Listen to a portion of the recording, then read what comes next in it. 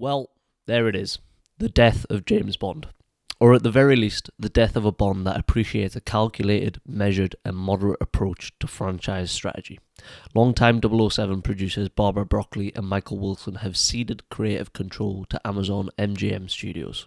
Since 1997, Broccoli has been the creative tip of a spear that has resulted in the franchise's first ever £1 billion box office result in Skyfall, as well as arguably the most popular Bond casting since Sean Connery in Daniel Craig. Taking over from her father, Cubby Broccoli, who began the series with 1962's Dr. No, the film rights have been considered a family heirloom, not just a cash cow to be creatively rinsed in the name of profit. And as such, Broccoli is well known to be sceptical of talking heads seeking a piece of the pie, turning down numerous offers for TV spin-offs, video games, and even a Bond-themed casino. This tight creative control has been something that Amazon has so far struggled with, given their algorithmic approach to what they see as content, not cinema or art. Take, for example, the 2023 reality TV spin-off Road to a Million, where contestants compete for a cash prize. Broccoli wanted classic marketing, billboards, adverts, the works. Amazon disagreed, believing its algorithm would successfully feed the content to its users. The show went with the latter option and, lo and behold, it failed. In a statement discussing the takeover, Mike Hopkins, head of Amazon MGM and Prime Video, said, quote, "We are honoured to continue this treasured heritage and look forward to ushering in the next phase of the legendary 007 for audiences around the world." End quote. So what could this next phase be? Bond historian Lancelot Narayan has already compared the move to the Disney takeover of Lucasfilms and Star Wars. He argues that the quick turnaround of a sequel trilogy as well as spin-off series and movies could be a direction for the franchise, and one enticing for Amazon. Amazon are already well known for wanting to expand their franchises as much as possible. For example, Lord of the Rings into the Rings of Power. However, David Zaritsky, host of the Bond Experience YouTube channel, argues that they may not go overboard. Quote, "I think Amazon will stop short of doing it ad nauseum, to the point where they're having spin-offs about the MI6 janitor that sleeps in the corner. If they do have spin-offs, I think it's going to be prime characters." End quote. Other than the strategy, the concerns do not end there. The film rights have always been owned by the Broccoli family, who are British. Amazon was founded, operates, and supplies mainly in America. There are serious doubts about whether or not Amazon will take seriously the idea that Bond is not just a product, it is also a staple of British culture. The dry humour, the stoic look in the face of danger, the suaveness of the British intelligence services. These are all details that an American company may not fully appreciate, and as they present a dangerous prospect, could Amazon morph Bond into a figure of American culture? After all, Amazon is not, never has been, and probably never will be an entertainment-first company. It is a services company, and its services are deployed in the US more than anywhere else. Counter to this, however, it is noteworthy that Amazon has heavily invested in UK-based studios. Controversially, they moved production of Rings of Power from the traditional Lord of the Rings home of New Zealand to the UK. This may not be considered a great source of respite for many, however, considering that series has been met with plenty of criticism of its own for not remaining lore accurate. Then, for the most hardcore traditionalists of the series fans, there is the loss of Broccoli's vision of the character's appearance. It has been reported that Broccoli didn't mind casting a non-white actor to play Bond, nor did she mind if he was gay, but she believed that the character was fundamentally a male and should always be played by a Brit. Now that this creative spearhead is gone, if Amazon believes that the franchise needs a drastic rejig in order to revitalise its interest, especially since interest is waning among younger audiences, then does Broccoli's vision for the heart and soul of the character fade away? Not too long ago, Billie Eilish, in interviews promoting the theme song for No Time to Die, commented that she would like to see Michael B. Jordan in the role. At the time, this was a pipe dream that was farcical to anyone with knowledge of the franchise. Now, however, is this possible? If not him, then who else? Chalamet? Pugh? Elodie? This is all speculative right now, but we are speculating based on the track record of Amazon Studios and what we know about them as a company. And above all else, if none of what has been said here seems believable or reasonable, consider this. Whilst in partnership with Amazon, Broccoli reportedly told a friend, quote, "These people are fucking idiots." Okay, so it's barely even been 24 hours since the Amazon takeover of the 007 franchise or name or the film rights or whatever you want to call it has been reported. I am getting around to doing this video very quickly, as I say, is within 24 hours, because this is a franchise, particularly the Daniel Craig movies, that I love dearly. As you can probably tell in my voice, I am quite a bit younger, so I haven't seen all of them. I have seen maybe 3 or 4 of the of the Sean Connery films. I've seen the Timothy Dalton film, and I've seen 1 or 2 of the Pierce Brosnan films, and then I've seen all of the Daniel Craig films plenty of times. I am also British, as you can probably tell from my voice, so this is a series that has meant a lot to me as I have came up in the world of film. It is probably, when you go bar for bar, this is probably the franchise that I love most. It is either this or, let's say, Batman or the Jason Bourne franchise. Particularly Jason Bourne and James Bond are 2 of the biggest sort of trendsetters for me personally in terms of what I like. These franchises have made me fall deeply in love with spy thrillers and anything spy related. Movies like 6 Days, starring Jamie Bell, which is about the SAS intervention in the Iran hostage crisis. I believe it's the Iran hostage crisis, but that's the one in the Iranian embassy in London. That film isn't great, but that film holds a special place in my heart purely because it is a spy thriller, and it is a British spy thriller at that.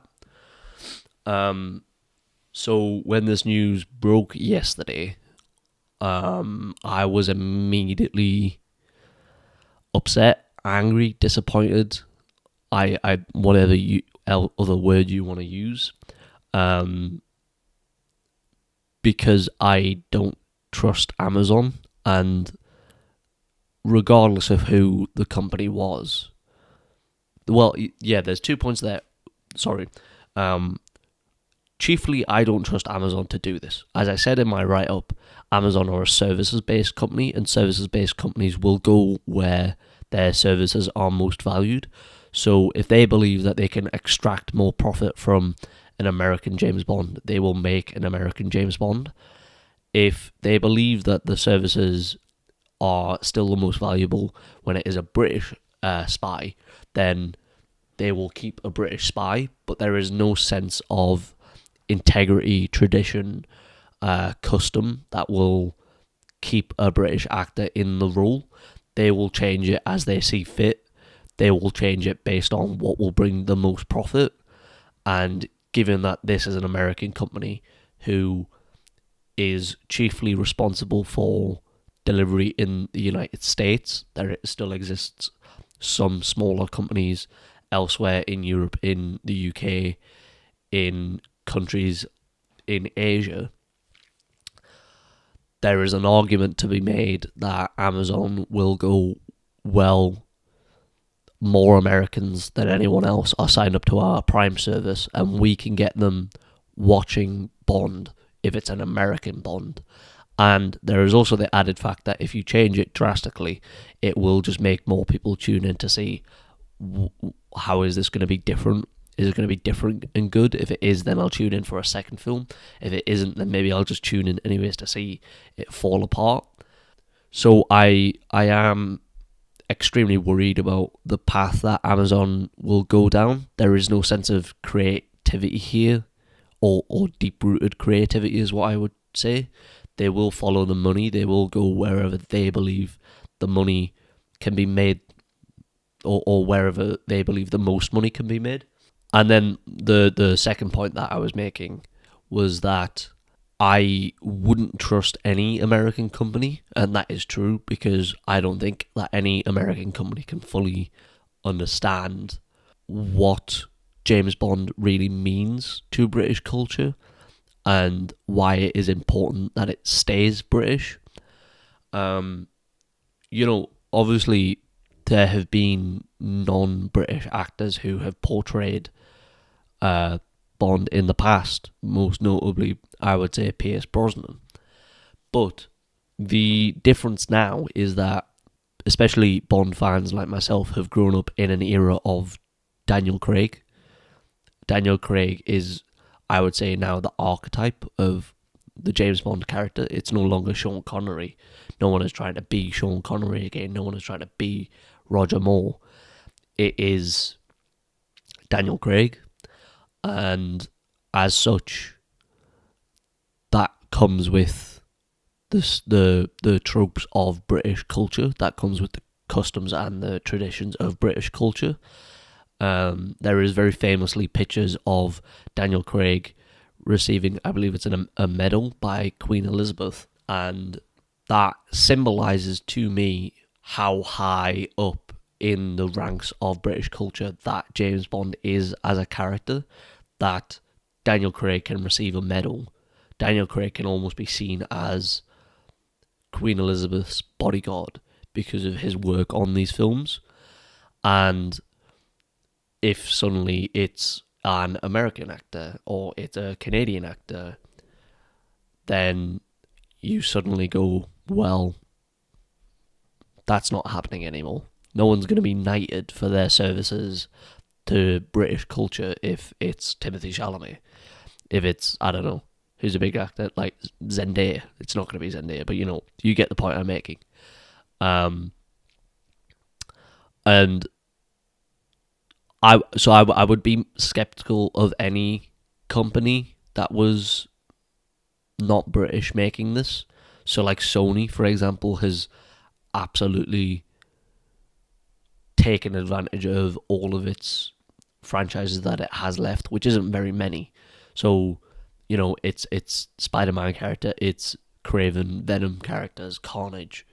It has completely rinsed these characters dry with bad movies because they just want to extract as much profit as possible, and they've not done it very carefully. And Sony is a creative company at its heart. It is a creative company, and I still wouldn't trust them because they don't understand what it means to British culture. And so I am extremely worried about what this means. And, I listed in my write-up Rings of Power as an example of one of the examples of Amazon sort of controversially changing some aspects of the Lord of the Rings sort of lore for the series. But I've got, here a list of Amazon's last 10 original movies and also some of Amazon's biggest ever releases. So we'll start with the former first. Its last 10 releases goes Christmas in Lagos, Your Fault, The Gardener, Unstoppable, The Calendar Killer, Undercover Party Crasher, You're Cordially Invited, The Meta Boys, My Fault London, Broken Rage.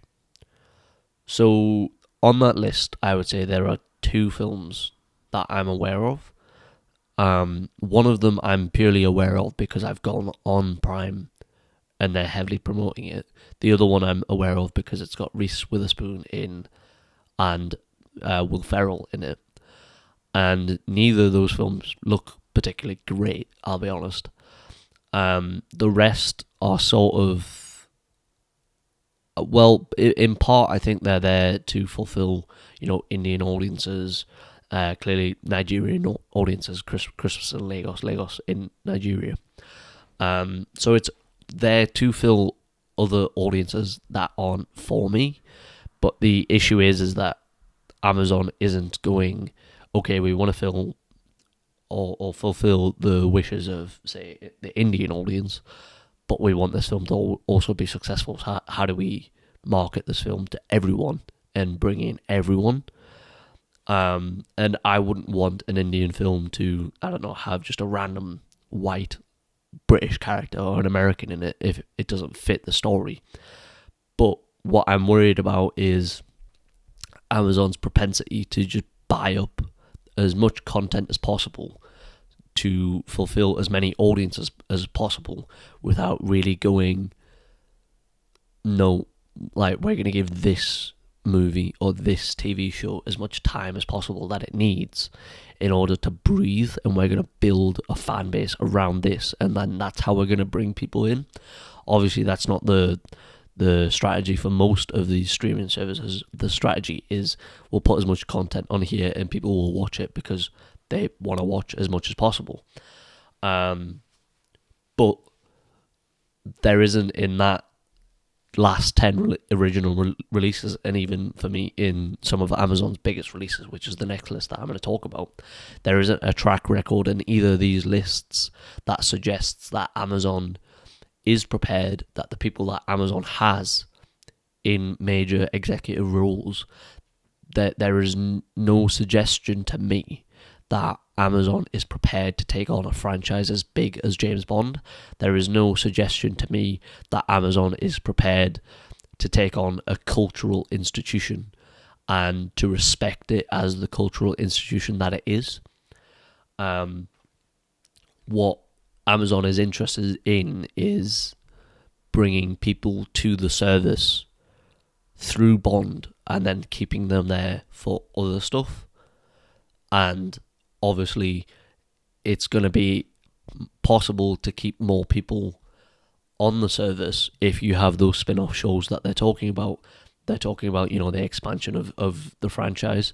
They're also talking about, the next phase, in quotes, from Mike Hopkins, of this franchise. They're talking about audiences around the world. And, he also talks about treasured heritage, in fairness to him. But I'm skeptical of him saying treasured heritage and then next phase and then audiences around the world. What that seems to suggest to me is, how do we evolve this character into something more, or how do we evolve this franchise into something more? And that's what I think they're going to do. I think they're going to turn this into a fully fledged franchise with lots of different spin-offs. I think you're going to get a Moneypenny show. I think you're going to get a show about M and how she/he got to the role of where she is. I wouldn't be surprised if they tried to get Lashana Lynch back as 007, as 006. And so I'm extremely skeptical of Amazon's strategy with the Bond franchise. I don't think it's going to show the same sort of measured approach that Broccoli and Wilson, particularly Broccoli, has taken over the years. She has obviously viewed it as more of something to be treasured and used sparingly and with great precision, as opposed to just going, just use it on everything. Let's get kids' lunchboxes with Daniel Craig's face on it.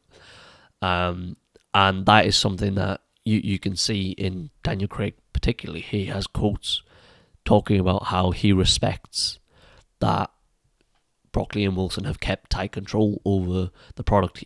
I've got the quote here. Daniel Craig said in an awards presentation for Broccoli and Wilson, he said, "Over the years, many people and organisations have tried to put their own footprint on Bond. Barbara, Michael, I can't tell you how much I admire your integrity in holding on to your singular vision as you brought Bond into the 21st century with a passionate and a protective determination to honour the heart of this franchise." So I don't see what reason Amazon would have to protect the franchise the same way. And I'm not as well versed in the Lord of the Rings world as I am with James Bond, but as my understanding goes, they have drastically changed a lot of the lore for Rings of Power. So based on what I've heard around that franchise, it doesn't exactly fill me with hope that they're going to respect this. I am respecting some level of Marvelization with this. They're obviously not going to go to the level that Marvel has. I also think that, a lot of these studios should now be learning, all right, we can't take it that far. And if we do, we probably need to understand that we're going to have about 15 years to sort of rinse this property and then move on to the next. But this is very much a question about fast money versus long money, and in my opinion, you surely would understand that if you favor the long money over the fast money, you're actually gonna make way more money. You're not gonna get how much money are you gonna get from a Lashana Lynch 006 series? How much money are you gonna get from a Moneypenny series? M is probably the one that would bring in the most amount of profit, in my opinion. And even then, I think that your casual fans of Bond probably aren't that interested. It's probably going to be your hardcore Bond fans who would actually be interested in an origin story. But also, on the other hand, personally, I'm fine with M just remaining as this mysterious control-like figure who I don't need to know that much about.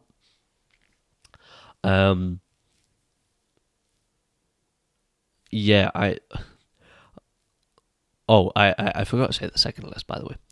Let's go through that now. So some of Amazon's biggest ever releases, or movie releases, it's After series, which is the Hero Finds Tiffin sort of series of films. It's like 4 or 5 films. I've only seen one of them. It was terrible. I'm never going to watch it again.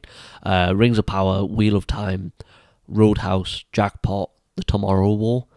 So on that list, I would think that maybe Jackpot or The Tomorrow War is probably the best. I've only seen that After film, as I say, but none of these, again, are to the level of, let's say, culture, or like culturally in what am I trying to say? Like, none of these are a cultural institution the way that James Bond is.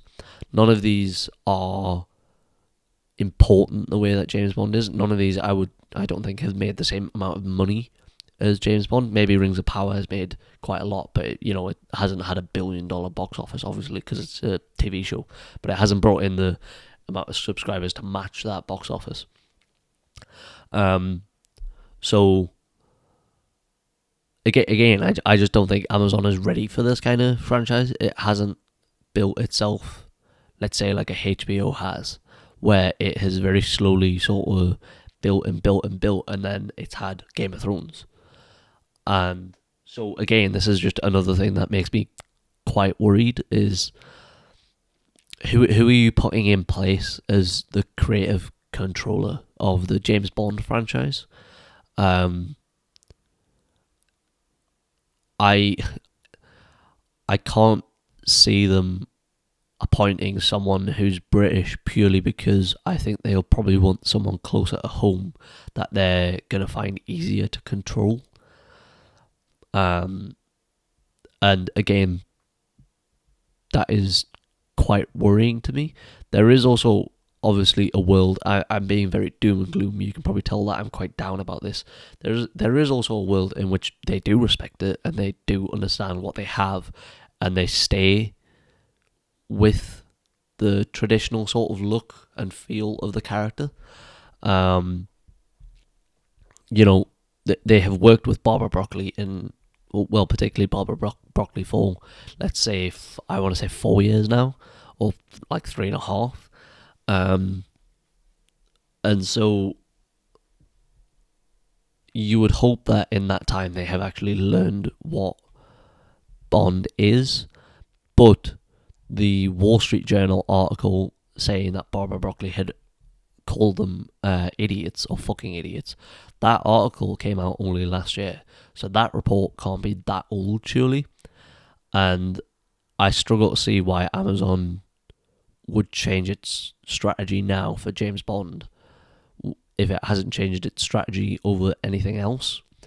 If anything, an algorithmic company is going to be more and more convinced that its algorithm works, then less and less convinced. Again, these aren't creative people. These are service people. These are people who are fueled by data, if anything, over anything else. So why would they look at Barbara Broccoli as anything other than a dinosaur who doesn't understand how Hollywood now works, or is starting to work or is evolving into. And so I think they probably will look at it and go, well, no, she was probably wrong, and we can change this. We can do what we like with it, because the audience is completely different to the audience that consumed the Sean Connery films or the Roger Moore films. And in some sense, I don't necessarily disagree that it was probably time for some sort of new leadership that wasn't Barbara Broccoli and Michael Wilson, because I do think that the Daniel Craig direction of the films was struggling in some sense, because I think it was obvious that the time between films was getting larger and larger. I think the direction was getting less focused. So I do think that even under Broccoli's control, it was probably necessary for someone new to come in and, in some sense, give a rejig to the series. But I am also of the opinion that that person should probably have been chosen by Broccoli and Wilson themselves. It shouldn't just be shipped off to an American company and, all right, they'll fix it or they'll change it and figure it out. I believe that this should have been passed down from one custodian to the next, with an understanding of, okay, my time is up, I'm a dinosaur, I need to move on, someone else needs to come in and change this franchise for the future, but also here are the cultural touchstones that you need to stick with in order to respect the franchise, respect the character, respect the fans. And unless there are details of this deal that we are as of yet unaware of, I don't see how that's happening in this current situation. But, you know, if we're trying to be positive, it is still very early in the days. We haven't yet been made aware of the details of the deal between Broccoli, Wilson, and Amazon. There is every chance that Broccoli has chosen to take less of a cut, let's say, of the future profits. In return, Amazon will respect her wishes of the character being, you know, British and a male. But I'm not entirely confident in that, because I think that eventually a company like Amazon, which has unlimited capital, can eventually put up enough money and just go, we'll buy you out, like, we can do it. And I think that more than likely that is probably what has happened here. And from Amazon's perspective, they have probably just removed an obstacle in the road of creating spin-offs and TV shows for this franchise. I don't have much else to say. As you can probably tell, I'm quite down about this news. I am quite disappointed that, you know, Broccoli has moved on, that Wilson has moved on, and that, you know, 60 years of British heritage has now just been farmed off to America. It's not, I said the words cultural touchstone. I don't know if touchstone is even the correct word. Institution is what I would refer to James Bond as. It is something that when you're, I would say particularly a guy like me who is heavily invested in film, it is something that, like, it's just sort of in my veins. Like, I love this character through and through. But, you know, if the next film or the first film in the Amazon franchise opens and it's got, you know, fucking Michael B. Jordan doing an American quip, I'm gonna be like, well, this just isn't my character. This is just completely different. Like, it's the philosophical debate about, if you have a ship and then you change every part of that ship one by one, is it still the same ship? And the answer for me is eventually no. Or even the answer to me is, you can change every bit of the ship, but are the same people involved? Is there an invested interest in maintaining a sense of heart and soul? Is there some sense of continuity between the changing parts that makes it the same ship or makes it the same James Bond? And this, for me, is the first domino in this no longer being the same character. And I think we're probably on a slow demise of the character. And I think that the next domino will probably be who is cast. And I'm not confident that it's going to be someone British. I'm not confident that Amazon will take the time to choose someone who truly fits the role of the character. And like Broccoli, I'm open to someone who plays the character as a gay man. I'm open to someone who is, non-white, but that person still needs to be British. The character is male. It should always be male, because these are touchstones that have always existed as part of the character. The character, whether it's just he's a womanizer, or whether it's being that he's a womanizer because of this deep-rooted pain, that has always existed. And if you want to go and make a gay character, that's fine. I would be fine with a male character who is, sort of sleeping about with men. That's fine. But the appeal of James Bond to me is about, it's that age-old trope of men want to be him, women want to be with him. And even if you have a gay Bond, you can still fit that trope, and you can even potentially widen that audience to include gay men, and you can still make women attracted to him. And so I don't think that the character needs to be drastically changed in terms of not being British or not being male in order to rejig the character. I think the character being, progressive in terms of sexuality or skin colour is enough of a change that would rejig the franchise.